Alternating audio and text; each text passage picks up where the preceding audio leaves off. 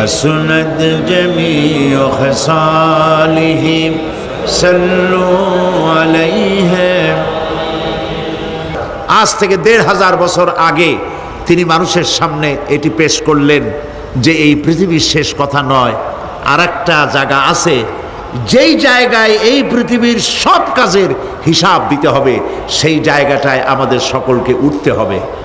নবী করিম সাল্লাল্লাহু আলাইহি সাল্লাম মানুষকে পরকালের জ্ঞান দিয়েছিলেন, মানুষকে আখিরাতের জবাবদেহিতার কথা বলেছিলেন। জবাবদেহিতা শুধু গভর্নমেন্টের কাছে না, শুধু ঊর্ধ্বতন কর্মকর্তার কাছে না, ট্রান্সপারেন্সি, স্বচ্ছতা, জবাবদেহিতা শুধু ঊর্ধ্বতন কর্মচারী বা কর্মকর্তার কাছে নয়, সব থেকে বড় জবাবদেহিতা হবে কার কাছে? জোরে বলেন, কার কাছে? সে আল্লাহ পাকের কাছে জবাবদেহি করতে হবে প্রত্যেকটি কাজের, প্রত্যেকটি কথার। এই কথাগুলি কোরআনে কারিমে আল্লাহ পাক বিধৃত করেছেন। পরকালের উপরে আল্লাহ যত কথা বলেছেন, পরকালের উপরে ভিত্তি করে, আখিরাতের উপরে ভিত্তি করে আল্লাহ রাব্বুল আলামিন যত কথা বলেছেন, মওতের কথা, কবরের কথা, হাসরের কথা, সিরাতের কথা, মিজানের কথা, জাহান্নামের কথা, জান্নাতের কথা, বিচারের কথা, পরকাল কেন্দ্রিক যত কথা আল্লাহ পাক কোরআন শরীফে বলেছেন, সব কথাগুলি যদি এক জায়গায় করা যায়, গোটা কোরআন শরীফের 10 পারার সমান হয়ে যাবে। সম্ভবত কোরআনে কারিমের এমন কোন রুকু, এমন কোন পাতা নাই যেখানে আকারে ইঙ্গিতে পরকালের জবাবদেহিতা সম্পর্কে একেবারে কিছু বলা হয়নি। এই পরকাল কেন্দ্রিক কথাগুলির কারণেই সেই জামানার চোর, ডাকাত, ছিনতাইকারী, ধর্ষণকারী সব হেদায়েত হয়ে গিয়েছিল, আর মানুষগুলি পৃথিবীর সর্বশ্রেষ্ঠ সম্মানিত জাতিতে পরিণত হয়ে গেছিল। ঠিক কিনা বলেন? সত্য কিনা বলেন? সন্ত্রাস বন্ধ করতে হলে নৈতিকতার সৃষ্টি করতে হবে, আর নৈতিকতার সৃষ্টি কোরআন ছাড়া আর কিছুতেই করতে পারে না। আমার শিক্ষাঙ্গনে, কলেজ, বিশ্ববিদ্যালয়, হাই স্কুলগুলিতে যে ধরনের মানুষ আজ তৈরি হচ্ছে, আপনারা কি লক্ষ্য করেছেন কি মানুষ হচ্ছে? দেখুন নবীজি কি বলেছেন। আল্লাহর নবী বলেন, ইন্নাল্লাযী লাইসা ফি জাওফিহি শাইউম মিনাল কুরআনি কাল বাইতিল খারিব। যেই স্মৃতির ভিতরে, যেই দেহের ভিতরে কোরআন নাই, ওই দেহটা একটা বিরান বাড়ির মতো, একটা পোড়ো বাড়ির মতো। যেই বাড়িতে মানুষ থাকে না, এটাকে বিরান বাড়ি বলে। তো যেখানে মানুষ থাকে না, এটা একটা বাড়ি কিন্তু মানুষ নাই, এই বাড়িতে কি থাকে বলেন তো? বলেন। এই কথার জবাবে প্রায় লোকেরা বলে যে ভূত থাকে। আপনারা এই বিষয়ে একেবারে নিশ্চিন্ত হন, পৃথিবীতে ভূত আর পেতনি বলে কিছু নেই।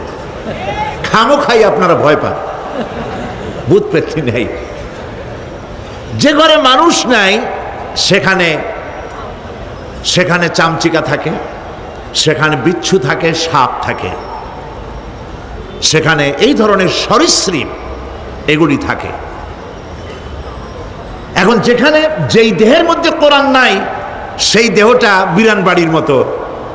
আমাদের শিক্ষাঙ্গনগুলিতে এক সময় এর মনোগ্রামগুলিতে লেখা ছিল, ইকরা বিস্মি রাব্বিকাল্লাযী খালাক, লেখা ছিল রব্বি জিদনি ইলমা, লেখা ছিল না? ছিল।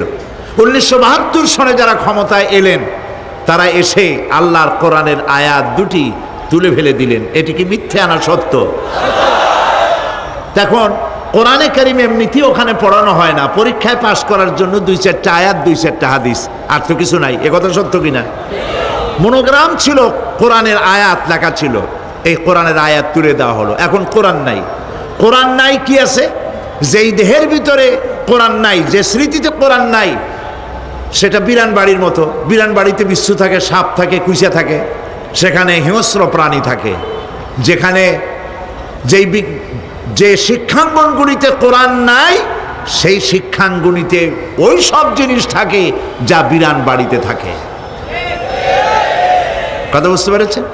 ফলে আমাদের শিক্ষাঙ্গনগুলি থেকে চাঁদাবাজ, মাস্তান, গুন্ডা, ধর্ষণকারী ইত্যাদি সাপ্লাই হচ্ছে, তবে সব না। একটা উল্লেখযোগ্য অংশ খারাপ হয়ে যাচ্ছে। এটা ঠিক কিনা বলেন? এই খারাপ যদি ভালো বানাতে চাই, নীতি নৈতিকতা ছাড়া, কোরআনের শিক্ষা ছাড়া, পরকালের জবাবদেহি তার চিন্তা ছাড়া আমরা আমাদের শিক্ষাঙ্গনকে বিডিআর দিয়া, পুলিশ দিয়া, আর্মি অপারেশন করে এই নীতি নৈতিকতার সৃষ্টি করা যাবে না। মানুষ ওজনে কম দেয়, খাদ্যে ভেজাল দেয়, জমিনের আইল ঠেলে, বউকে পর্দায় রাখে না, মিথ্যা কথা বলে, ওয়াদা খেলাপ করে, প্রতারণা করে। এই সব জিনিস আপনি বন্ধ করতে পারবেন না। ক্লিন হার্ট তো ভালো, এর থেকেও বড় কোনো অপারেশন যদি থাকে, সে অপারেশন করেও মানব গোষ্ঠীকে ভালো বানানো যাবে না। একটি জিনিসই মানুষকে ভালো করতে পারে, সেটা হলো আল্লাহর কাছে কিয়ামতের দিন জবাবদেহিতা।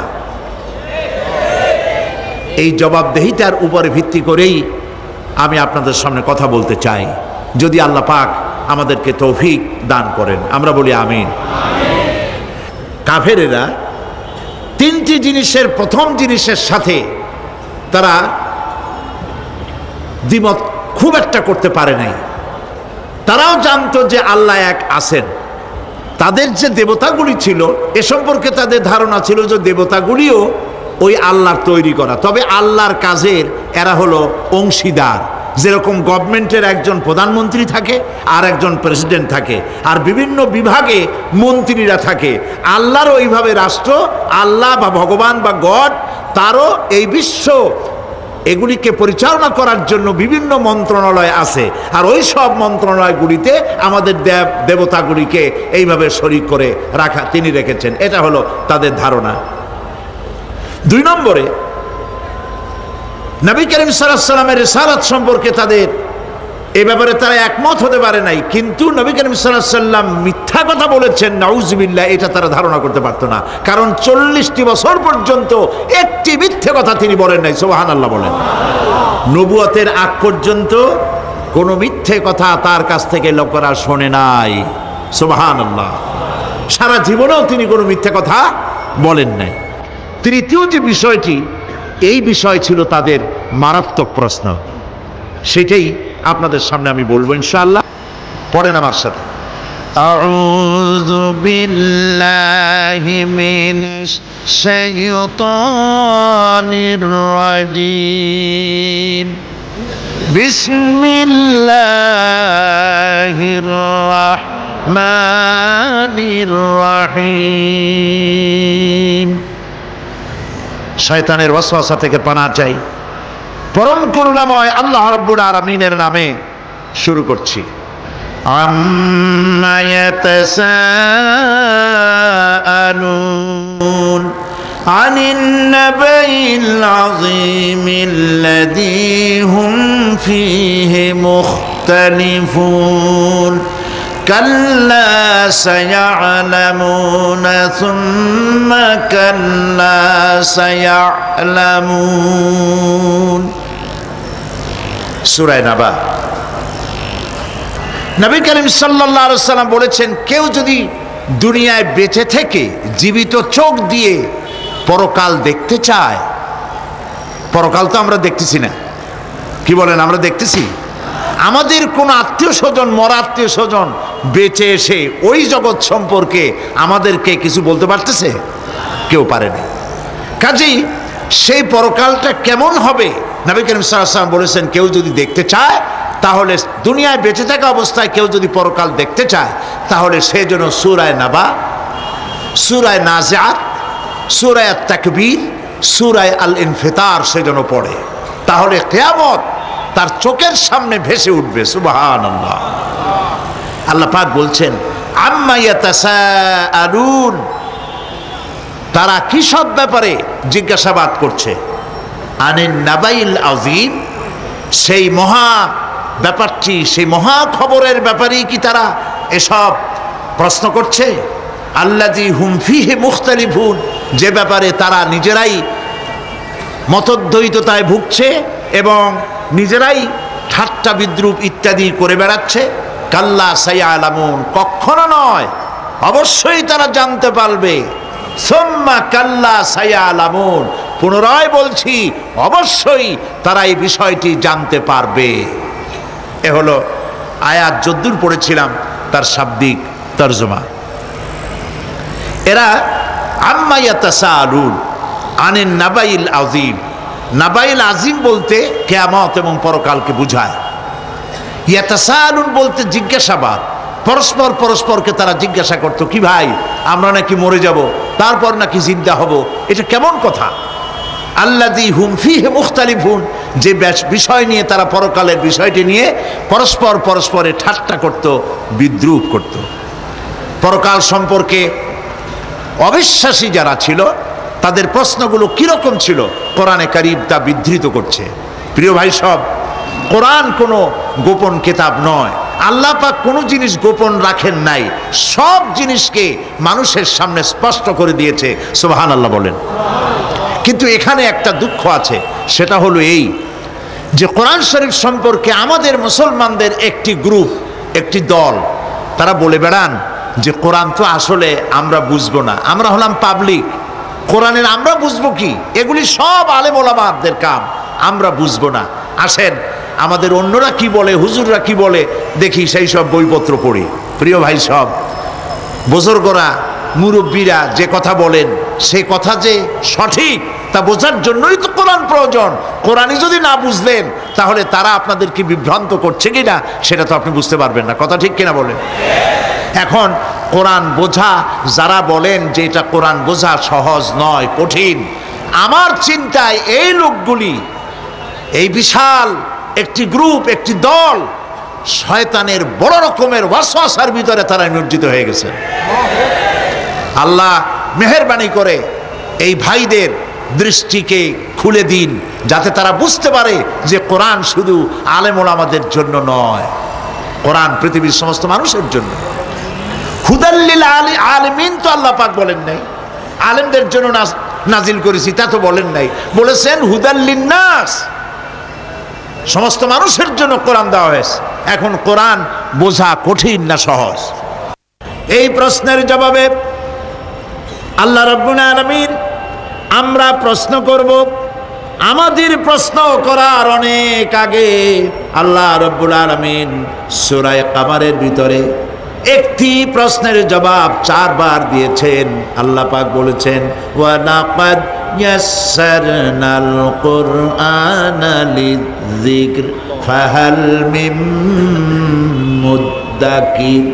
আল্লাহ পাক বলেন, আমি আল্লাহ অবশ্যই কোরআনকে মুখস্থ করার জন্য আর কোরআন বোঝার জন্য মানুষের কাছে আমি সহজ করে দিয়েছি। ফাহাল মিন মুদ্দাকির, আছে কে কেউ এর থেকে উপদেশ গ্রহণ করার? 4 বার আল্লাহ পাক বলেছেন সূরা কামারের ভিতরে, অবশ্যই কোরআন আমি বোঝার জন্য সহজ করে দিয়েছি। সুবহানাল্লাহ বলেন। আমরা বুঝতে চাই না, তাহলে বুঝবো কি করে? বুঝতে চাইলেই তো আমরা বুঝতে পারবো, চেষ্টা করলেই বুঝতে পারবো। কোরআনে কারীমের এই সূরাটির দিকে লক্ষ্য করেন, আল্লাহ পাক বলছেন কাফেরেরা এটা বিশ্বাস করতো না, বিশ্বাস না করে তারা কি সব প্রশ্ন উঠাইতো, সেই প্রশ্নগুলো আল্লাহ পাক তুলে ধরেছেন। আরেকটি জিনিস লক্ষ্য করুন, আল্লাহর চাইতে শক্তিধর পৃথিবীতে কেউ আছে? আকাশে কেউ আছে? কোথাও কেউ আছে? কেউ নাই। আল্লাহরে অস্বীকার করছে একদল লোক, বলতেছে মানি না। আল্লাহ পাক ফেরেশতা পাঠায় দিলেন, ওদের গর্দান পিটাই ভাঙিয়ে দাও, আমারে মানে না কে? এইরকম কি আল্লাহ করছে? না, করেন নাই। ওরা বলে পরকাল মানি না, আল্লাহরে মানি না। আল্লাহ পাক কোরআনে যুক্তি দিয়েছেন, আর নবী করিম সাল্লাল্লাহু আলাইহি ওয়াসাল্লামকে বলেছেন, ইন্নামা আনতা মুযাক্কিরুন লাস্তা আলাইহিম বিমুসাইতির। হে নবী, উপদেশক করে আপনাকে পাঠাইছি, আপনাকে লাঠিচার্জ করার জন্য পাঠাই নাই। আপনি দারোগা নন, আপনি প্রচারক, মানুষকে উপদেশ দিন সুন্দর সুন্দর ভাষায়। উদউ ইলা সাবিলি রাব্বিকা বিল হিকমাতি ওয়াল মাউইজাতিল হাসানা, মিষ্টি মিষ্টি ভাবে, সুন্দরভাবে, সুকৌশলে মানুষকে ভালো ভালো কথাগুলি সুন্দর করে বুঝিয়ে দিন। সুবহানাল্লাহ বলেন। এখন এই কাফেররা বলছে পরকাল বুঝি না, এগুলা কেমনে হয়? আমরা অস্বীকার করি, মানি না। আল্লাহ পাক সাথে সাথে ফেরেশতা দিয়ে কারো ঘাড় মটকান নাই, কিন্তু পারতেন না? পারতেন না? আরে ভাই বলেন না কেন, পারতো কি না? অবশ্যই পারতেন, কিন্তু তা করেন নাই। প্রত্যেকটি কথা যুক্তি দিয়ে, হাজার যুক্তি দিয়ে আল্লাহ পাক বুঝাইছেন। সুবহানাল্লাহ। কাফেরেরা প্রশ্ন করল,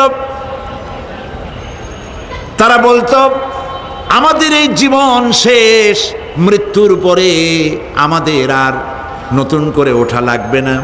ওরা বলতো ইন্না হাউলানি লায়াকুলুনা ইন হিয়া ইল্লা মাউতাতুনাল উলা ওয়া মা নাহনু বিমুনশারিন।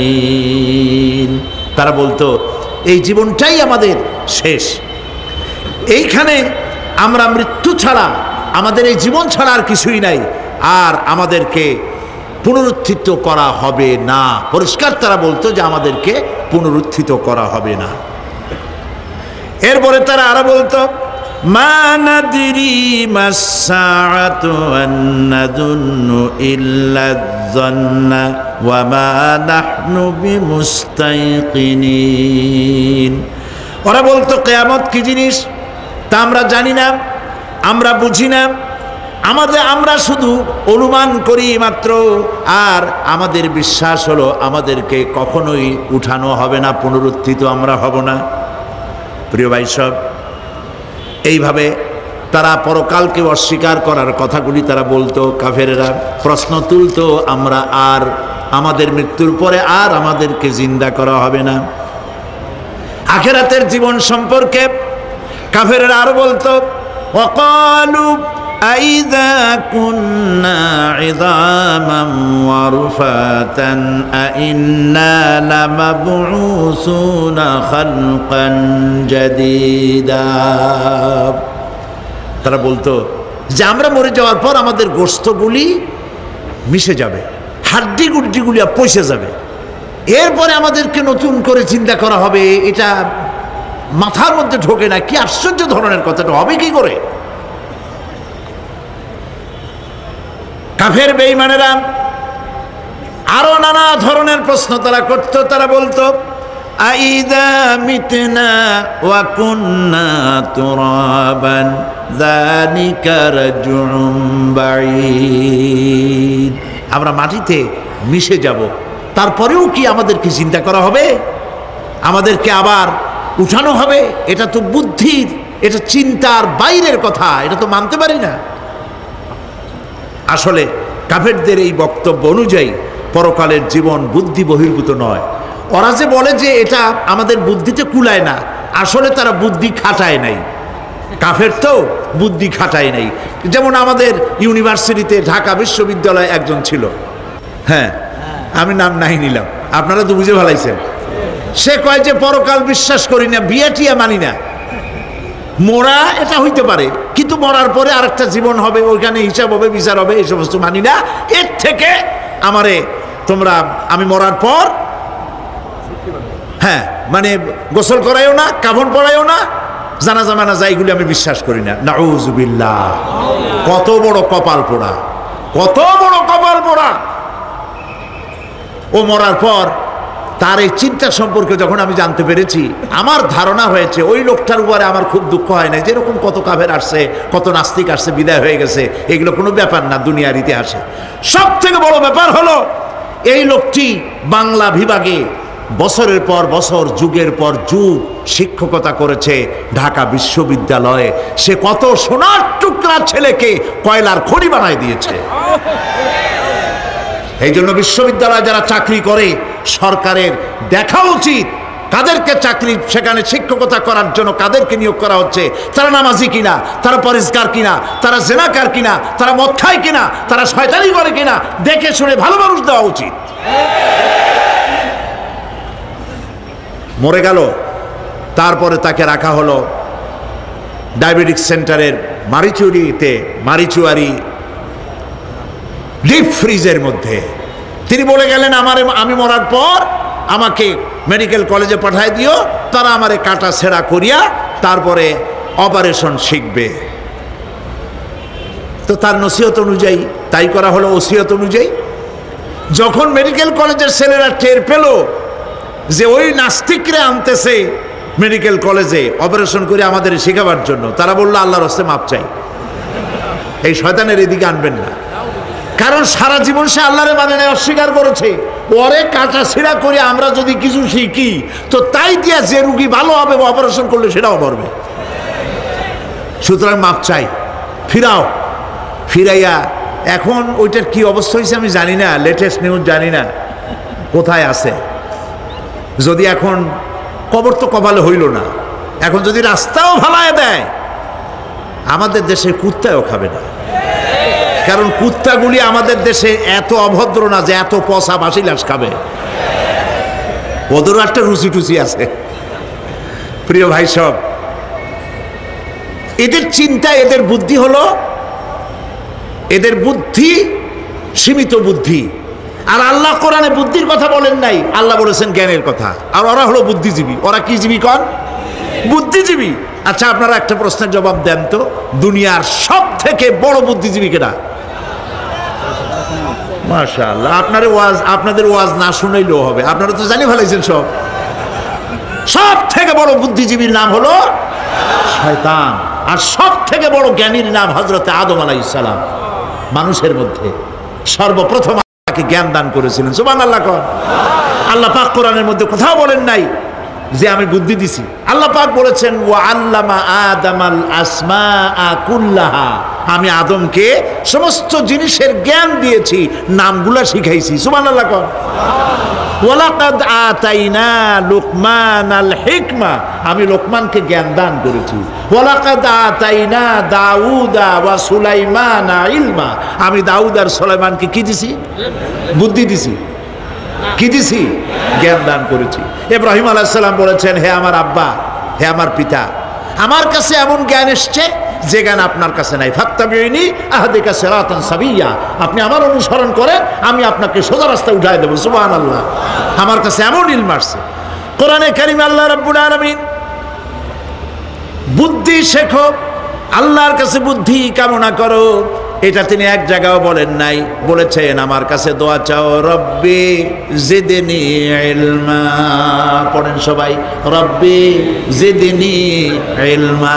আবার বলেন, রব্বি জিদনি ইলমা। আয় আল্লাহ, তুমি আমার জ্ঞান বৃদ্ধি করে দাও। শয়তান ছিল বুদ্ধিজীবী, আদম আলাইহিস সালাম ছিলেন জ্ঞানী। শয়তান সুদ্দা। আল্লাহ পাক যখন সকলকে বললেন উসজুদু লিআদামা, সবাই মিলে আদমরে সেজদা দাও, ফাসাজাদু, সবাই মিলে সেজদা করলো, ইল্লা মিস্টার ইবলিস সেজদা করলো না। আবা ওয়াস্তাকবারা ওয়া কানা মিনাল কাফিরিন, কপাল পুড়লো, জম্মের পোড়া। এখন ও যে বুদ্ধিজীবী, দুনিয়ার বড় বুদ্ধিজীবী, দেখেন অবস্থা। আল্লাহ পাক জিজ্ঞেস করলেন, ইবলিস রে, আমার হুকুমটা তুই মানলি না কেন?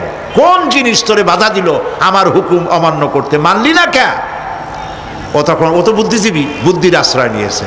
সে বলছে, আল্লাহ পাক, এটা মানি নাই একটা বৈজ্ঞানিক কারণেই, একটি দার্শনিক কারণেই মানতে পারি নাই। কারণ হচ্ছে খালাকতানি মিন নার ওয়া খালাকতাহু মিন তিন, তারে বানাইছো মাটি দিয়া, আমারে বানাইছো আগুন দিয়া, আনা খায়রুম মিনহু, আমি ওর থেকে অনেক ভালো। নাউযুবিল্লাহ। কত বড় কপাল পোড়া। আগুনের গতি হলো ঊর্ধ্বমুখী, মাটির গতি নিম্নমুখী। ঊর্ধ্বগতি সম্পন্ন একটা জিনিসকে নিম্নমুখী জিনিসের সামনে মাথা নত করতে বলা তোমার একটা অবৈজ্ঞানিক অদার্শনিক হুকুম হয়ে গেছে। নাউযুবিল্লাহি মিন যালিক। আল্লাহ পাক বললেন, ইন্নাকা রাজিম, মরদুদ, বিতাড়িত, সব আমল বরবাদ করে দিলাম। দেখেন, অপরাধ শয়তান করেছে, অপরাধ আদম আলাইহিস সালামও করেছেন। একজন অপরাধ করে শয়তান হয়ে গেল, আর একজন অপরাধ করে আল্লাহর পয়গম্বর হয়ে গেলেন। সুবহানাল্লাহ বলবেন না? কেন? কারণ হলো শয়তান বুদ্ধিজীবী, বুদ্ধির আশ্রয় নিল। আদম আলাইহিস সালাম তিনি বুদ্ধির আশ্রয় নেন নাই, তিনি আকলের, তার জ্ঞানের কাছে তিনি আশ্রয় নিয়েছেন। অর্থাৎ তিনি চিন্তা করতেছিলেন যে আল্লাহ পাক আমাকে নিষেধ করলেন একটা গাছের কাছে যেতে, আমিও গেলাম, বউও গেল, যা নিষেধ করলেন সেটা করলাম। এখন যদি আল্লাহ আমারে প্রশ্ন করেন যে আমার হুকুম অমান্য করলা কেন, কি জবাব দেব? আদম আলাইহিস সালাম জবাব খুঁজে পাচ্ছিলেন না। কিন্তু আমি ওই আয়াত তেলাওয়াত করার পর সর্বপ্রথম সেই ছাত্র জীবনে আমি চিন্তা করলাম জবাবটা একটা দিতে উনি পারতেন। ছাত্র মানুষের মধ্যে তো নানান চিন্তা আসে, তো আমার চিন্তায় আসলে উনি একটা জবাব তো দিতে পারতেন, আমাদের আবাল বাসার একটা জবাব তো দিতে পারতেন, এই যে আল্লাহ পাক সবই ঠিক আছে, অপরাধ আমি করেছি, ভুল আমি করেছি, কিন্তু আমার এটা জানতে ইচ্ছে হয় জান্নাতের সমস্ত নাজ নেয়ামত আমার জন্য তুমি জায়েজ করে দিলা, যে গাছটার কাছে যাওয়া যাবে না, ফল খাওয়া যাবে না, এরকম একটা গাছ জান্নাতের মধ্যে বানাইয়া আমারই বিপদে ভালাইলা কেন? এরকম একটা জবাব তিনি দিতে পারতেন, কিন্তু তিনি দেন নাই। কারণ তিনি বুঝতে পেরেছেন মহাশক্তিধর আকাশ আর জমিনের মালিক আল্লাহ রাব্বুল আলামিনের সামনে আর্গুমেন্ট চলে না, তার সামনে আর্গুমেন্ট চলে না, সারেন্ডার চলে, আত্মসমর্পণ করা চলে। হযরত আদম আলাইহিস সালাম কোন আর্গুমেন্টের কাছে গেলেন না, কেঁদে কেঁদে অস্থির হয়ে যাচ্ছেন। আল্লাহ রাব্বুল আলামিন যখন প্রশ্ন করবেন, আদম রে আমার হুকুম ভাঙলি কেন, অমান্য করলি কেন, কি জবাব দেব? আর ঠিক সেই মুহূর্তেই রব্বুল আলামিন প্রশ্ন করলেন, আদম রে আমার হুকুম অমান্য করলে কেন? হযরত আদম আলাইহিস সালাম কোনো বুদ্ধির আশ্রয় না নিয়া তার জ্ঞান তাকে বলে দিল, আল্লাহ তাকে কালেমা শিখাই দিলেন। উদ্বুদ্ধ হয়ে তিনি আল্লাহ রাব্বুল আলামিনের সামনে মাথা নত করে দিয়ে বললেন, রব্বানা যালামনা আনফুসানা ওয়া ইল্লাম তাগফির লানা ওয়া তারহামনা লানাকুনান্না মিনাল খাসিরিন। রব্বানা যালামনা, হে আল্লাহ আমি আমার নফসের পরে, যালামনা আনফুসানা আমি আমার নফসের পরে জুলম করেছি, অত্যাচার করেছি। ওয়া ইল্লাম তাগফির লানা, তুমি যদি আমাকে ক্ষমা না করো। জ্ঞান কত দেখেন, শুধু ক্ষমা চান নাই, বলেছেন তুমি যদি আমাকে ক্ষমা না করো, ওয়া তারহামনা আর যদি দয়া না করো, লানাকুনান্না মিনাল খাসিরিন আমি ক্ষতিগ্রস্ত হয়ে যাব। কতটা জ্ঞানের অধিকারী তিনি! তিনি এটা বললেন না যে শুধু মাফ করে দাও, শুধু মাফ করলে হবে না, মাফও করা লাগবে, আর আগে যেমন দয়া করতে আসলেও করা লাগবে। সুবহানাল্লাহ। আল্লাহ পাক রাজি হয়ে গেলেন, রাজি হন নাই? আল্লাহ রাব্বুল আলামিন হযরত আদম আলাইহিস সালামকে শুধু ক্ষমা করলেন না, ক্ষমাও করলেন, আর নবীর মর্যাদা দিয়ে আল্লাহ রাব্বুল আলামিন দুনিয়ায় পাঠাইয়া দিলেন। সুতরাং বুদ্ধি দিয়ে কাফেররা বুদ্ধির আশ্রয় গ্রহণ করে সর্বনাশ করেছে, যে পরকাল হইতে পারে না, মরে যাব আবার উঠবো, আবার এই শরীর কেমনে তৈরি হবে, এইটা তাদের বুদ্ধিতে কুলায় নাই। কিন্তু বুদ্ধি দিয়া চিন্তা করলে বোঝা যাইতো যে হ্যাঁ পরকাল একটা হইতে পারে। আর একটা কথা বলি, সেটা হলো এই, বহুত মানুষ আছে পরকাল বিশ্বাস করে না, আছে না? এমন আছে। এখন আমরা বিশ্বাস করি পরকাল, আমরা কারা কারা বিশ্বাস করি হাত উঁচু করে দেখান তো। আলহামদুলিল্লাহ বলি, বলেন আলহামদুলিল্লাহ। এখন যারা বিশ্বাস করে না তাদেরকে জানাতে চাই, আমরা যারা পরকালে বিশ্বাস করি, তাহলে পরকাল যদি না হয়, কিয়ামত যদি না হয়, বিচার আচার যদি কিছু না হয়, আমরাও বেঁচে গেলাম, আপনারাও বেঁচে গেলেন। কিন্তু সত্যই যদি পরকাল একটা হয়, বিচার যদি হয়, আমরা বেঁচে যাব, ফেসে যাবা তোমরা। প্রিয় ভাই সব, আল্লাহ রাব্বুল আলামিন সুন্দর করে বুঝাচ্ছেন, দেখো পরকাল কেন হবে, এটা বুদ্ধি দিয়ে চিন্তা করো, জ্ঞান দিয়ে চিন্তা করো। সারা বছর ব্যবসা করার পর হিসাব নিকাশের একটা দিন আসে, আসে না? বলেন আসে কিনা? হিসাব নিকাশের একটা দিন আসে সারা বছর ব্যবসা করার পর, সারা বছর লেখাপড়া করার পর, তারপরে কি বলে পরীক্ষা দেওয়ার একটা দিন আসে, আসে না? তো সারা জীবন আপনি এখানে কাজবাজ করবেন, এখানে আপনি ভালো করলেন মন্দ করলেন, এর কোনো জবাব হবে না, বিচার হবে না। এটা পাগলে চিন্তা করতে পারে, আর পাগলেরা চিন্তা করে বলেই তারা বলে, পাগলেরই এটা কথা, মাটির পুতুল যেমনে নাচায় তেমনে নাচি, পুতুলের কি দোষ? মরিয়া দেখেন, এই গান যারা বিশ্বাস করে মরিয়া দেখেন অবস্থাটা কি হয়। ফেরেশতারা আসা ধোপায় যেমন কাপড় আশ্রায়, ওই রকম ঠ্যাং ধরিয়া কবরের মধ্যে আশ্রাবে, আর বলবে যেমনে আশ্রায় তেমনে আশ্রাই, ফেরেশতার কি দোষ? কাজে এই পৃথিবী শেষ কথা নয়, মৃত্যু অবধারিত, মরা লাগবে না। এবার দেখেন আল্লাহ কি বলেন, আল্লাযী খালাকাল মাউতা ওয়াল হায়াতা লিয়াবলুয়াকুম আইয়ুকুম আহসানু আমালা। আল্লাহ পাক বলছেন আমি মৃত্যু আর জীবন সৃষ্টি করেছি। কেন করেছি লক্ষ্য করুন, লিয়াবলুয়াকুম, যাতে করে আমি তোমাদেরকে পরীক্ষা করে নিতে পারি। কি ব্যাপারে? আইয়ুকুম আহসানু আমালা, আমলের দিক থেকে, নেক কাজের মধ্য থেকে, ভালো কাজ এবং খারাপ কাজের মধ্য থেকে, আইয়ুকুম আহসানু আমালা থেকে তোমাদের মধ্যে কে উত্তম, কে ভালো মানুষ, এইটার পরীক্ষা নেওয়ার জন্য আমি মৃত্যু আর জন্মের সৃষ্টি করেছি। প্রিয় ভাই সব খুব লক্ষ্য করুন, জন্ম আর মৃত্যু, জন্ম হলে মৃত্যু হবেই, না হবে না? এই যে একটা ডিউরেশন, একটি সময়, এই সময়টা হলো পরীক্ষার সময়। আমরা যারা পড়াশোনা করেছি, আপনারা পড়াশোনা করেছেন নিশ্চয়ই, কলেজে অথবা হাই স্কুল অথবা মাদ্রাসায় প্রতি বছর একটা করে পরীক্ষা আসে না পরীক্ষা? এই পরীক্ষার ডিউরেশন কত সময়? 3 ঘন্টা। কয় ঘন্টা বলে? 3 ঘন্টা। এই 3 ঘন্টা পরীক্ষা দিতে গিয়ে আপনারা কি কোনো ছাত্রকে দেখেছেন যে প্রশ্নপত্র সামনে নিয়ে গল্প করতেছে, প্রশ্নপত্র সামনে নিয়ে তাস খেলে, জুয়া খেলে, আর একদিকে তাকায় থাকে? প্রতিটি মুহূর্ত সে কাজে লাগাচ্ছে, প্রতি মুহূর্ত কাজে লাগাচ্ছে। 3 ঘন্টা পুরা হওয়ার 2 ঘন্টার মধ্যে পরীক্ষা তার শেষ হয়ে গেছে, কিন্তু সে চলে যাচ্ছে না, বাকি আরো 1 ঘন্টা আধা ঘন্টা রিভাইজ করতেছে। সে যা যা পরীক্ষা দিয়েছিল প্রশ্ন অনুযায়ী জবাবগুলি ঠিক হয়েছে কিনা সে মিলাই দেখে। কারণ কি? কারণ হলো এই পরীক্ষা যদি ফেল করি, বাপ মায়ের কষ্ট করা পয়সাগুলি বিফলে চলে যাবে, আমি চাকরি পাবো না, আমার জীবনটা 1 বছরের জন্য নষ্ট হয়ে যাবে। এই জন্য সে এত খাটাখাটনি করে পরীক্ষায় ভালো ফল করার জন্য সে পরীক্ষা দেয়, এবং পরীক্ষার রেজাল্ট এই পৃথিবীতেই হয়। ঠিক কিনা বলেন? খাতা দেখতে যতদিন লাগে তারপরে পরীক্ষা হয়। খুব লক্ষ্য করুন, আমাদেরও একটা পরীক্ষা চলতেছে এই পৃথিবীতে, সকলে। ওটা শিক্ষাঙ্গনের পরীক্ষা, এটা জীবনের পরীক্ষা। এই যে ওর পরীক্ষার ডিউরেশন, সময়কাল 3 ঘন্টা, আর আমাদের পরীক্ষার, সমস্ত মানুষের পরীক্ষার সময়কাল হলো জন্ম থেকে শুরু করে মৃত্যু পর্যন্ত। এর মধ্যে বালেগ হওয়া পর্যন্ত সময়টা কনসিডারেবল, ক্ষমার যোগ্য। 15 বছর 12 বছর বালেগ হইতে যে কয় বছর লাগছে, এইটা যা করছেন যা বলছেন সব মাপ। কিন্তু বালেগ হওয়ার পরের থেকে নিয়ে মৃত্যু পর্যন্ত যা যা করবেন সমস্ত কাজের হিসাব আল্লাহর কাছে দিতে হবে। একটা প্রশ্ন করি আপনাদের কাছে, রাগ করবেন না তো? বলবেন যে কথা বলতে তো আপনি আসছেন, আমাদের দিয়ে খাটান কেন, এরকম চিন্তা করবেন না তো? প্রশ্নটা হচ্ছে, বলেন তো দেখি, পৃথিবীর মধ্যে সব চাইতে মূল্যবান জিনিস, দামি জিনিস কোনটা?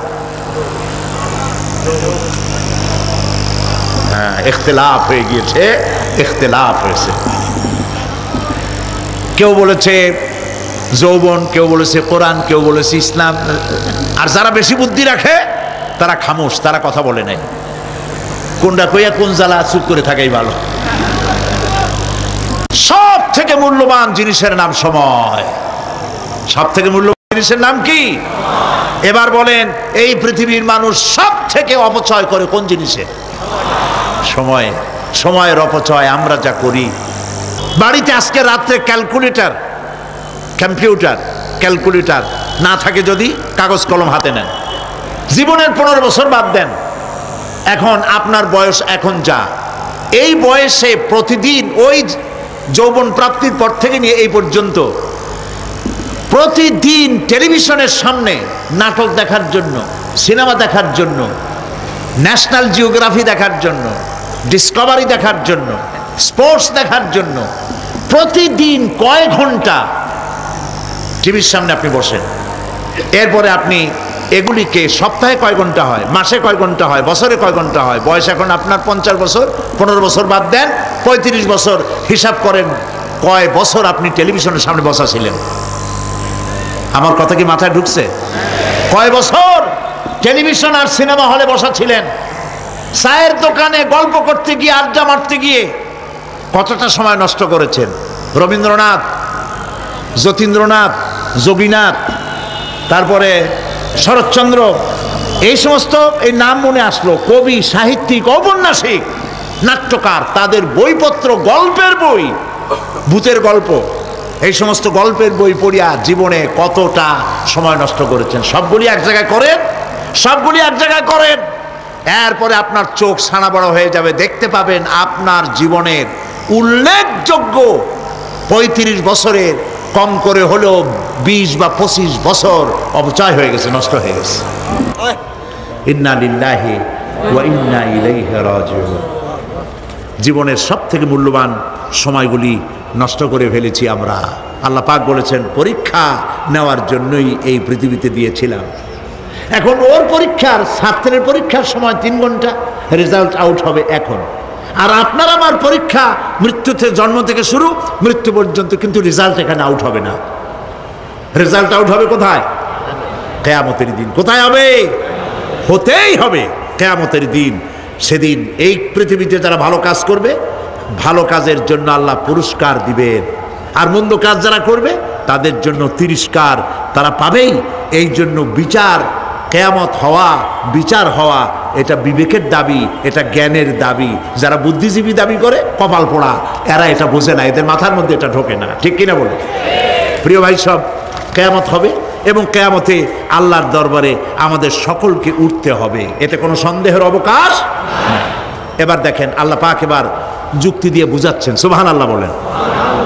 তোমরা যারা বলো যে মরে যাব, পচে যাব, মাটির সাথে মিশে যাব, আবার জিন্দা হব কেমনে? আল্লাহ বলে কেমনে জিন্দা হবা বুঝাই। সুবহানাল্লাহ বলেন।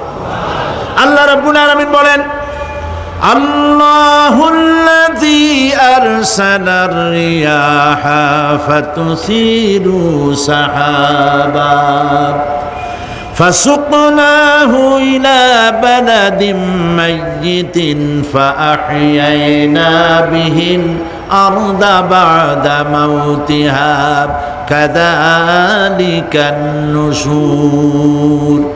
আল্লাহ পাক বলেন, লক্ষ্য করে দেখো, সমুদ্রের লবণাক্ত পানিগুলি বাষ্পীয় আকারে মেঘমালায় পরিণত করে দেই, আর বাতাসকে হুকুম করি মেঘটাকে টেনে নিয়ে যাও অমুক জায়গায়।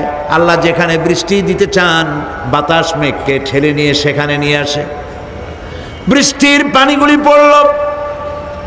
আল্লাহ পাক বলেন, আকাশের সেই বৃষ্টির পানি দিয়া মরা জমিনকে আমি জিন্দা করে দিলাম। ফাআহিয়ানা বিহিল আরদা বাদা মাউতিহা, এই মৃত্যু জমিনকে আমি জিন্দা করলাম। সেখানে তুমি বীজ বপন করলে, সেই বীজগুলি, বীজের মাথা ফাটাইয়া চারাগুলি কে বাইর করে দিল?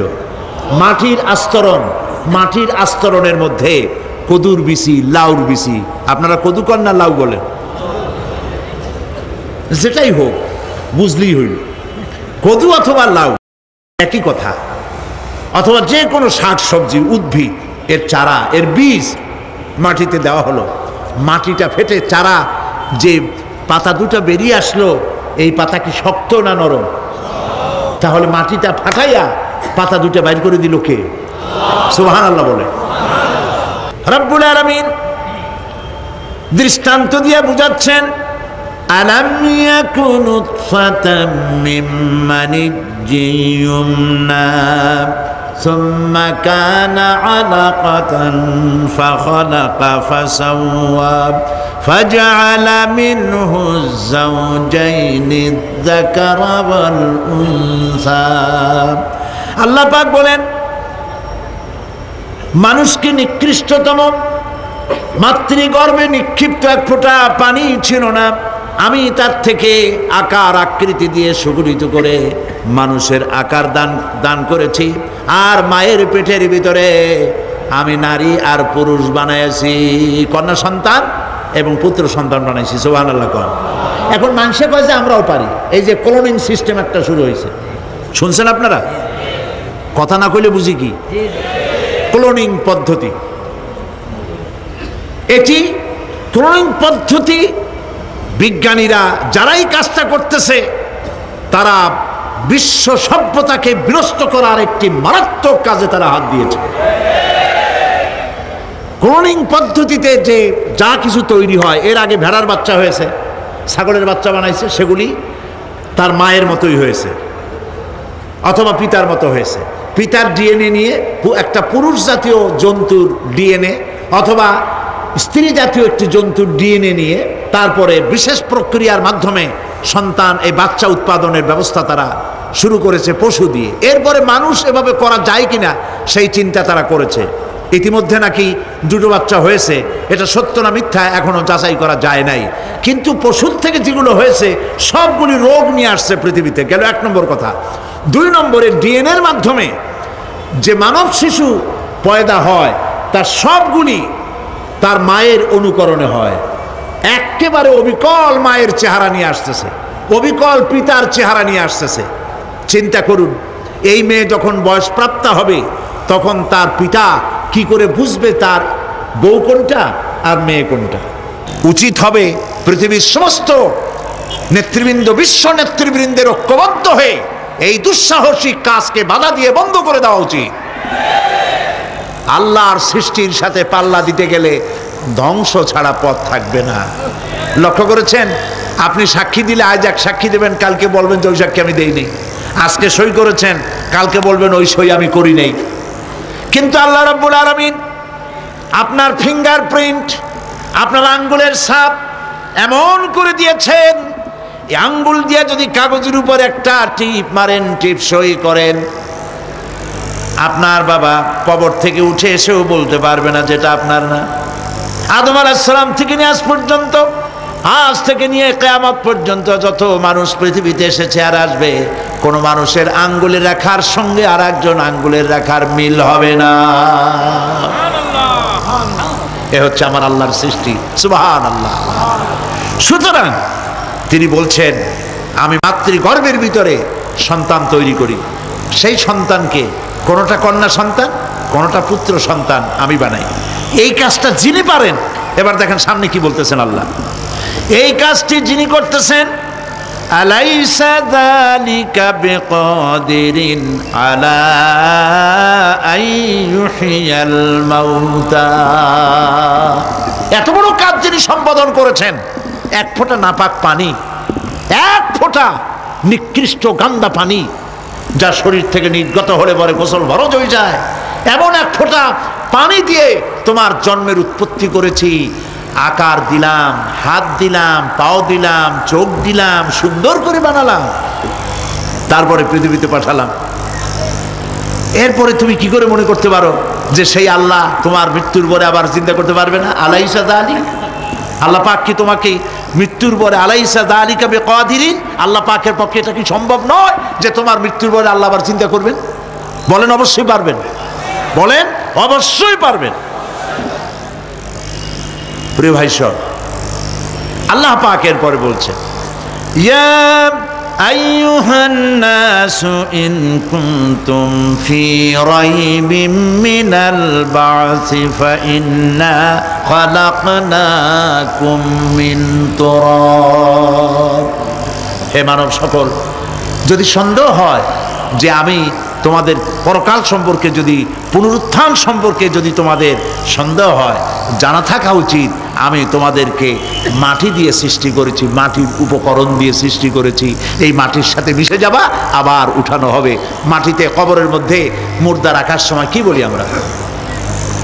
মিনহা খালাকনাকুম ওয়া ফিহা নুঈদুকুম। পড়েন সবাই, মিনহা خلقناكم وفيها نعيدكم ومنها نخرجكم تارة أخرى।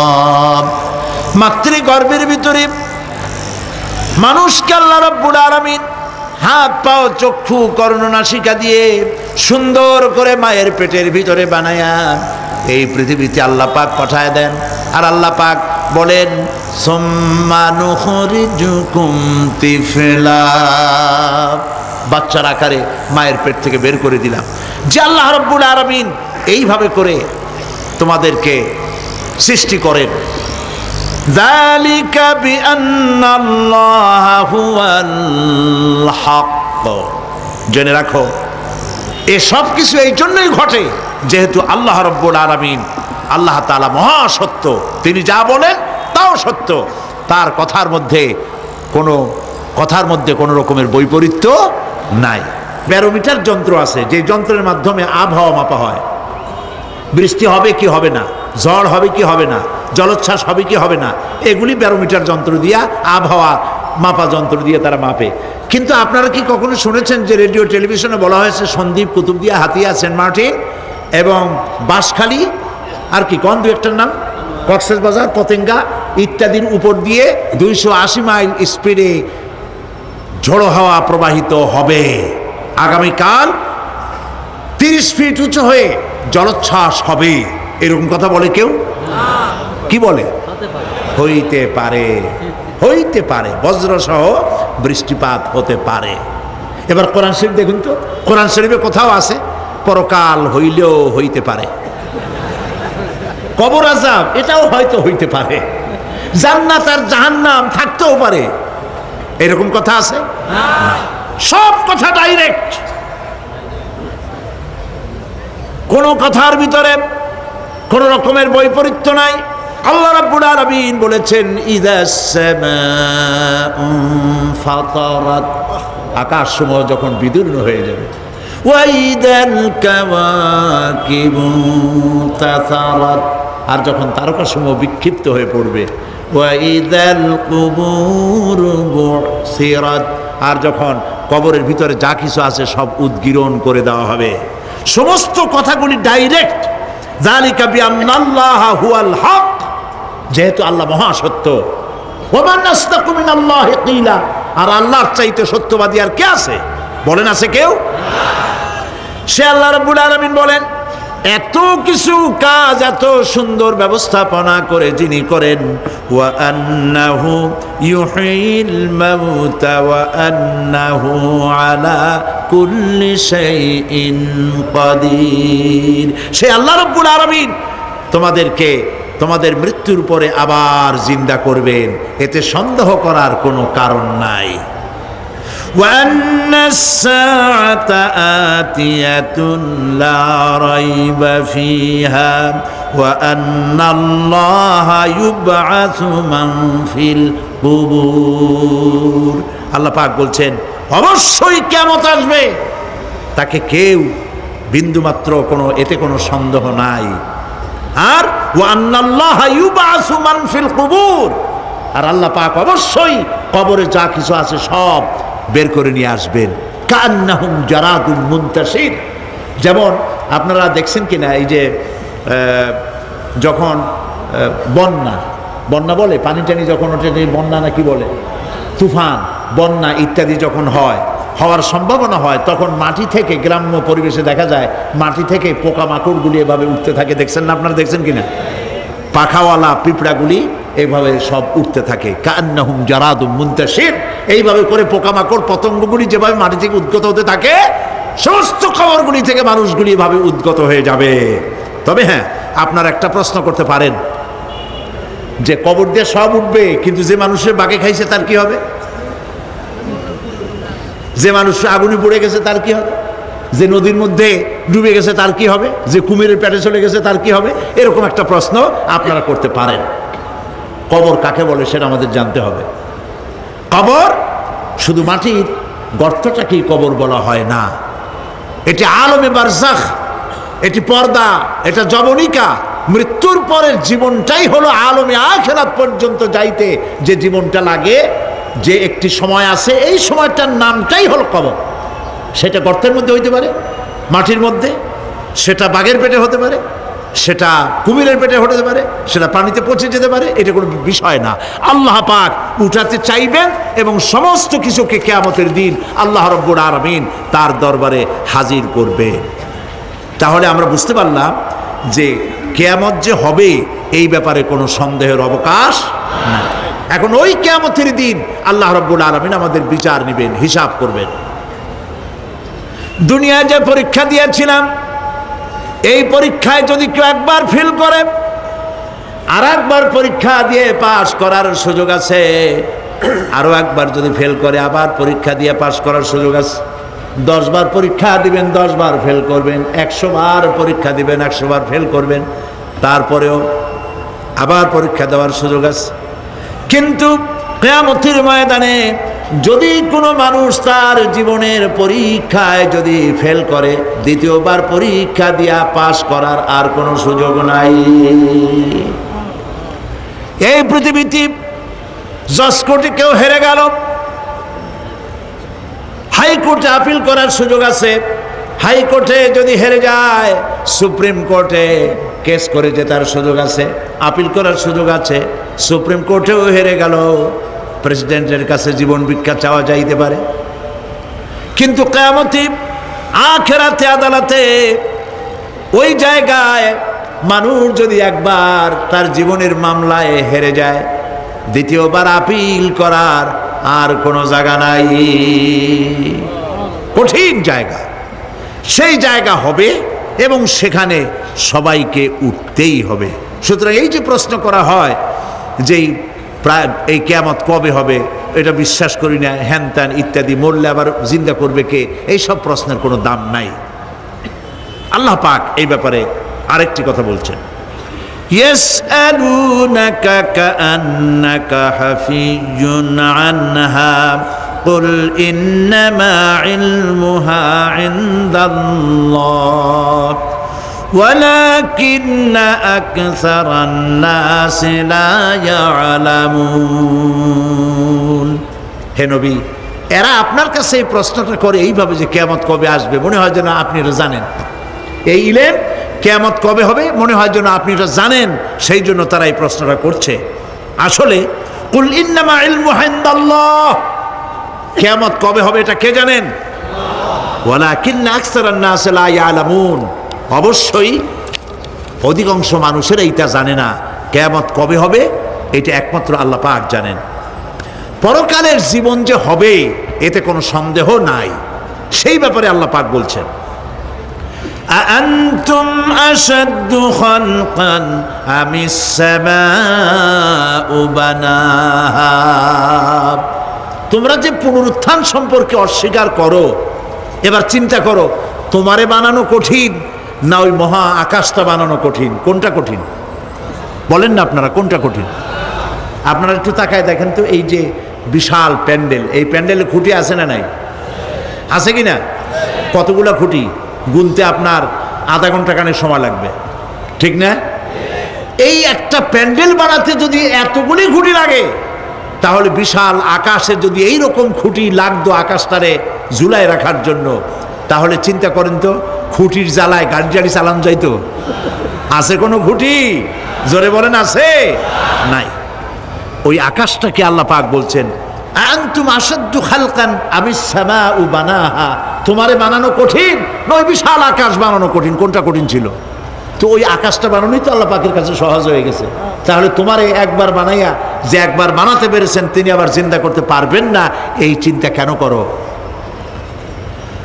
আল্লাহ রাব্বুল আলামিন কোরআনে কারীমের ভিতরে পরিষ্কার করে বলেছেন, ওরা বলে, কাফের বেঈমানেরা বলে, ক্বালা মান ইউহয়িল ইযামা ওয়া হিয়া রামীম।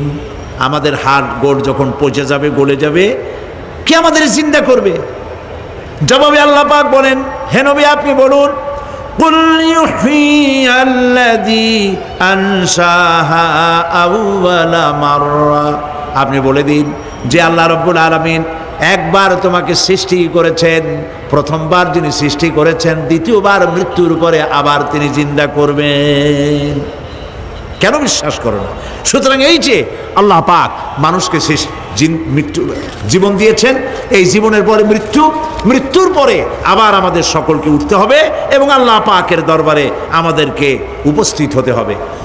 এই কথাগুলি যারা অস্বীকার করে, পরকাল যারা মানে না, তাদের সম্পর্কে আল্লাহ পাক বলছেন, والذين كذبوا بآياتنا ولقاء الآخرة حبطت أعمالهم।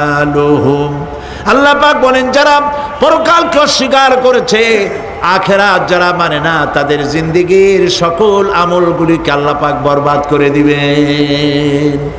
পরকালের বিশ্বাসের উপরে ভিত্তি করেই মানুষের চরিত্র ভালো হইতে বলেন পারে। একটা দৃষ্টান্ত দেই, একটা দৃষ্টান্ত। এই যে যারা চুরি করে, ডাকাতি করে, সন্ত্রাস করে মানুষ মারে, সন্ত্রাসগুলি করে কি জন্যে? এদের ধারণা নাই যে আল্লাহ পাক আমাদেরকে উঠাইতে পারবে, আমাদের মৃত্যু হবে, পরকালের চিন্তা নাই বলেই তারা এই কাজটা করে। রাতের আধারে কোটি কোটি টাকার অফার আসছে, কেউ দেখে না, এইখান থেকে, এই টাকার খাওয়া থেকে, অথবা জেনা করা থেকে, অথবা মদ পান করা থেকে গোল্ডেন অপরচুনিটি, সুযোগ আসছে, জেনা করা যায়, মদ খাওয়া যায়, টাকা নেওয়া যায়, অবৈধ টাকা। এই অপরাধ থেকে বাঁচাতে পারে একমাত্র পরকালের জবাবদেহিতা, আখিরাতের ভয়। আল্লাহর কাছে আমাকে জবাবদিহি করতে হবে, এই ভয় ছাড়া আর কোনো কিছুই মানুষের এই বিপদ থেকে মানুষের চরিত্র ভালো বানাইতে পারে না। মানুষের চরিত্র ভালো বানাবার জন্য এটাই হচ্ছে একমাত্র পথ। সেই জন্য আল্লাহ পাক আখিরাতের জীবন রেখেছেন, উঠতে সেখানে হবেই। এই পৃথিবীতে একবার যখন আসছি, আমাদেরকে জিন্দা আল্লাহ করবেন এবং সমস্ত কথাগুলির জবাব আল্লাহর কাছে দিতে হবে। আল্লাহ রাব্বুল আলামিন বলেন, ওয়াত্তুর ওয়া কিতাবিম মাসতুর ফি রাক্কিম মানশুর ওয়াল বাইতিল মা'মুর ওয়াস সাকফিল মারফু' ওয়াল বাহরিল মাসজুর ইন্না আযাবা রাব্বিকা লাওয়াকি' মা লাহু মিন দাফি'। সূরা তুর। আল্লাহ পাক বলছেন তুর পাহাড়ের শপথ, তুর পাহাড়ের শপথ, সেই প্রকাশ্য পবিত্র গ্রন্থের শপথ যা লিপিবদ্ধ রয়েছে মুসলিম ঝিল্লিতে, চর্ম ঝিল্লিতে লিপিবদ্ধ রয়েছে। আরো শপথ বাইতুল মামুরের, আরো শপথ সুউচ্চ আকাশের, আরো শপথ উচ্ছ্বাসিত তরঙ্গায়িত সমুদ্রের। নিশ্চয়ই সেই আযাব আসবে, আযাব মানে কিয়ামত, সেই পরকাল অবশ্যই আসবে। মা লাহু মিন দাফি', এই শাস্তি থেকে, এই কিয়ামত আসা থেকে, এই কিয়ামত সংগঠিত হওয়া থেকে রোধ করার মতো ক্ষমতা কারো নাই। সুবহানাল্লাহ। এখন আল্লাহ পাক তুর পাহাড়ের কসম করছেন। তুর পর্বত হচ্ছে সেই পর্বতের কথাই ধরা যাক, যেখানে এটি ঐতিহাসিক পর্বত। হযরতে মূসা আলাইহিস সালামকে আল্লাহ রাব্বুল আলামিন যেখানে নবুয়তের শিরস্থান পড়িয়ে দিয়েছিলেন, তুর পাহাড়ের ভিতরে। অতুর সিনিন, তুর পাহাড়ের কসম আল্লাহ পাক বলছেন। এবং খোদায়ের আল্লাহ রাব্বুল আলামিনের সঙ্গে বিরোধিতা করার কারণে ফেরাউনকে এই তুর পাহাড়ের কাছেই লোহিত সাগরের মধ্যে, দরিয়ায় নীলের মধ্যে আল্লাহ পাক ডুবিয়ে মেরেছিলেন এবং নির্যাতিত বনি ইসরাইলকে শাস্তি দেওয়ার চূড়ান্ত সিদ্ধান্ত এই তুর পাহাড়েই আল্লাহ পাক দিয়েছিলেন। আল্লাহ বলছেন, আমি সেই তুর পাহাড়ের কসম করি। ওয়া কিতাবিম মাসতুর, এবং পবিত্র গ্রন্থের শপথ, যেই গ্রন্থগুলি নাজিল হয়েছে নবীদের উপরে, ইনজিল, তাওরাত, জাবুর, কোরআন, এই কিতাবগুলির কসম করি। সুবহানাল্লাহ। কোরআনের কসম করি, আল্লাহ পাক বলছেন এই কিতাবগুলির কসম করছি। তুর পাহাড়ের কসম করছি, কিতাবগুলির কসম করছি। ওয়াল বাইতুল মামুর, আর বাইতুল মামুরের কসম করছি। সেটা কি? আকাশের প্রত্যেকটি আকাশে একটি করে বাইতুল মামুর আছে। ওই আকাশের ফেরেশতারা এই বাইতুল মামুরকে কেন্দ্র করে আল্লাহ রাব্বুল আলামিনকে সেজদা দেয়। আল্লাহ পাক হযরত আদম আলাইহিস সালামকে বলেছিলেন, একটি ঘর বানাও, বাইতুল মামুরের নিচে বানাও। তিনি বললেন, আমি তো জানি না বাইতুল মামুর কোথায়। হযরতে জিবরাইলকে পাঠানো হলো, বাইতুল মামুর আকাশের যেখানে আছে ঠিক সেই সোজা বর্তমানে মক্কা শরীফে যে কাবা শরীফ যা আছে, অবিকল আল্লাহ পাকের আকাশে বাইতুল মামুর যেখানে, তার সরাসরি নিচেই কাবা শরীফ স্থাপিত হয়েছে। আল্লাহ রাব্বুল আলামিন বলছেন, আমি এই বাইতুল মামুরের কসম করছি। এরপরে আল্লাহ পাক বলছেন যে ফেরেশতারা যে বাইতুল মামুরকে তাওয়াফ করে এবং আল্লাহ পাকের ইবাদত করে, সেই বাইতুল মামুরের কসম, ওয়াস-সাকফিল মারফু, সুউচ্চ আকাশের কসম। এই আকাশ আল্লাহ পাক সৃষ্টি করেছেন বেগাইরে আমাদিন, কোন রকমের কোনো খুঁটি ছাড়াই। সুবহানাল্লাহ বলি আমরা। এই বিশাল আকাশ সম্পর্কে ওই যে বুদ্ধিজীবী যারা, কোরআনের জ্ঞান যাদের কাছে নাই, তারা বলে যে আকাশ বলতে কিছু নাই, ওইটা একটা নীলা নীলা বহুত দূর, সেই জন্য নীলা নীলা দেখা যায়। এই পৃথিবী সম্পর্কেও তাদের ধারণা এই পৃথিবীও কিছু না, এটা হলো ওই যে কি বলে, সূর্যের কাছের থেকে একটা উজ্জ্বল জ্যোতিষ্ক খুব ফোর্সে যাচ্ছিল, এই ফোর্স সহ্য করতে না পেরে সূর্যের একটি অংশ মহাশূন্যের উপরে ছিটকে পড়ল, ঘুরতে ঘুরতে পৃথিবীর আকার ধারণ করেছে। এই হলো ওদের ধারণা। অ্যাক্সিডেন্টের মাধ্যমে নাকি এই পৃথিবী হয়েছে। মূল কথা হলো এইভাবে করে যদি কোনো একটা গ্রহ উজ্জ্বল জ্যোতিষ্ক যাওয়ার কারণে পৃথিবী হয়ে থাকে, তাহলে এখন তো পৃথিবীতে মানুষ ধরতেছে না, মানুষ তো অনেক বেশি বেড়ে গেছে, তাহলে আর একটা জ্যোতিষ্ক দয়া করে সূর্যের পাশ দিয়ে যাইয়া আর একটা খণ্ড ফালাই দিয়া আর একটা পৃথিবী বানায় না কেন? প্রিয় ভাই সব, আল্লাহ পাক বলছেন ওয়াস-সাকফিল মারফু, আমি এই বিশাল আকাশের কসম করি। সুবহানাল্লাহ। এরপরে ওয়াল বাহরিল মাসজুর, পৃথিবীতে প্রবাহিত উচ্ছ্বসিত তরঙ্গায়িত সমুদ্র রাজির কসম করি। সুবহানাল্লাহ। আচ্ছা বলেন তো, এই পৃথিবী এর নিচে কি? এই পৃথিবীর নিচে কি? এই পৃথিবী মহাশূন্যের উপরে ঘুরছে। লক্ষ্য করেন আল্লাহর কত বড় শক্তি। আটলান্টিক মহাসাগর কোথায় বলতে পারবেন না? এই পৃথিবীতে। আটলান্টিক মহাসাগর কোথায়? এই পৃথিবীতে। আটলান্টিক মহাসাগর, প্রশান্ত মহাসাগর, ভূমধ্য সাগর, যত সাগর আর মহাসাগর সব এই পৃথিবীতে। এই পৃথিবী অসংখ্য পাহাড়, অসংখ্য সমুদ্র আর অসংখ্য মানবরাজি নিয়ে লাটিমের মতো ঘুরতেছে। সুবহানাল্লাহ। মহাশূন্যের উপরে, মহাশূন্যের উপরে লাটিম যেমন ঘোরে, পৃথিবী তেমন ঘোরে, অথচ মানুষগুলো ছিটকে পড়ে যায় না, পানিগুলি উড়ে কোথাও পড়ে যায় না। সুবহানাল্লাহ বলতে ইচ্ছে করে না। আল্লাহ রাব্বুল আলামিন সূরা ইয়াসিনের মধ্যে বলেছেন লাশ-শামসু ইয়ানবাগি লাহা আন তুদরিকাল কমারা ওয়ালাল লাইলু সাবিকুন নাহার ওয়া কুল্লুন ফি ফালাকিন ইয়াসবাহুন। সূর্য চন্দ্রের অধিকার নষ্ট করতে পারে না। রাত দুপুরের সময় সূর্য উঠবে না, দিনের দুপুর বেলায় চন্দ্র উদিত হয়ে সূর্যের আলোকে নিষ্প্রভ করতে পারে না। চন্দ্র সূর্যের আগে যেতে পারে না, সূর্য চন্দ্রের আগে যেতে পারে না, কারো গায়ে কারো ধাক্কা লাগে না। অসংখ্য তারকারাজি উড়ে বেড়াতেছে, কারো সাথে কারো কোনো ধাক্কা নাই, কোনো সংঘর্ষ নাই। মহাশূন্যের উপরে সূর্য চন্দ্র যেমন ঘোরে, ওয়া কুল্লুন ফি ফালাকি ইয়াসবাহুন, চাঁদ আর সূর্য যেমন ঘোরে, মহাশূন্যে যা আছে তাও ঘোরে। এই পৃথিবীটা মহাশূন্যের উপরে, গোটা পৃথিবী সমস্ত সমুদ্র আর মহাসমুদ্র নিয়ে সব ঘুরতেছে। সুবহানাল্লাহ।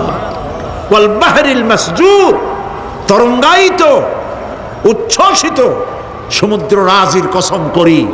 সমুদ্র সন্দ্বীপ যাওয়ার সময় কেমন অবস্থা হয় যদি তুফানে পড়ে?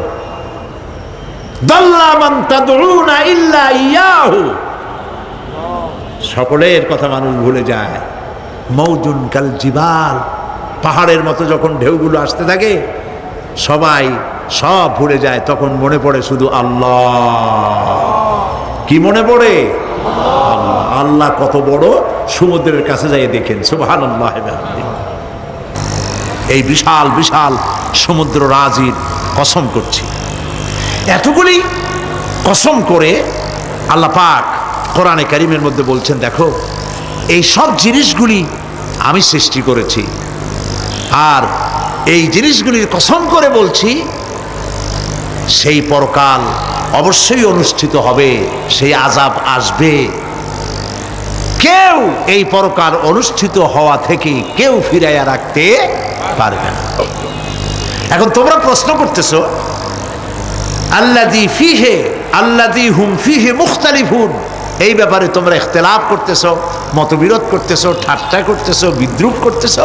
কাল্লা সায়ালামুন, অবশ্যই তোমরা জানতে পারবে। সুম্মা কাল্লা সায়ালামুন, অবশ্যই তোমরা জানতে পারবে সেই পরকাল হবে, এতে কোনো সন্দেহ নাই। সুবহানাল্লাহ। ربنا ظلمنا أنفسنا وإن لم تغفر لنا وترحمنا لنكونن من الخاسرين ربنا لا تزغ قلوبنا بعد إذ هديتنا وهب لنا من لدنك رحمة إنك أنت الوهاب। হায় আল্লাহ তাআলা, দীর্ঘক্ষণ ধরে তোমার কোরআনের কথা শুনে তোমার দরবারে হাত তুলেছি, দয়া করে মেহেরবানি করে আমাদের জিন্দেগির গুনাহ খাতাকে মাফ করে দাও।